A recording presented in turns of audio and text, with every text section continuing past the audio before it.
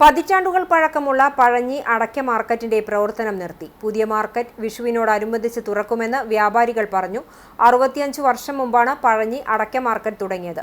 കോട്ടോൽ ആശാന്റെ മാർക്കറ്റ് എന്നറിയപ്പെട്ടിരുന്ന പഴഞ്ഞി അടയ്ക്ക മാർക്കറ്റ് സംസ്ഥാനത്തെ ഏറ്റവും വലിയ അടയ്ക്ക മാർക്കറ്റായിരുന്നു. കാലക്രമേണ അടയ്ക്ക ഉൽപാദനം കുറഞ്ഞതോടെ മാർക്കറ്റിന്റെ പ്രവർത്തനം കുറഞ്ഞു.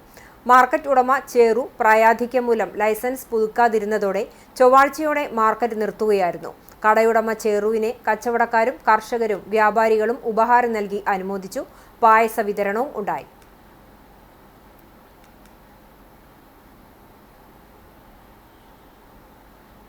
കൊല്ലത്തോളം ആയിണ്ട് നമ്മുടെ മാർക്കറ്റിൽ. അന്ന് ചെറിയിട്ടൊന്നും വന്നിട്ടില്ലെങ്കിലും ഓട്ടോലാശാന്റെ മാർക്കറ്റ് എന്നുള്ള അറിയപ്പെട്ടിരുന്നത്. അങ്ങനത്തെ കാലഘട്ടത്തിലായിരുന്നു നമ്മുടെ കച്ചവടം. 500 ചാക്കും 1000 ചാക്കും കേരളത്തിലല്ല ഇന്ത്യയിലെ പൊതു മാർക്കറ്റ് എന്ന് പറഞ്ഞ മാർക്കറ്റ് ഇവിടെയായിരുന്നു ആദ്യത്തെ സ്റ്റാർട്ടിങ്. 10 വർഷം മുമ്പ് ചെറിയിട്ട് പറഞ്ഞതാണ് നമ്മളോടൊക്കെ മാർക്കറ്റ് നിർത്താൻ എനിക്ക് താല്പര്യമില്ല, എനിക്ക് വയ്യ എന്നുള്ള ആ കാഴ്ചപ്പാടിൽ 10 കൊല്ലം വീണ്ടും കൊണ്ടുപോയി. ഇപ്പോൾ ചെറിയേട്ടൻ തീരെ മാറിയില്ല.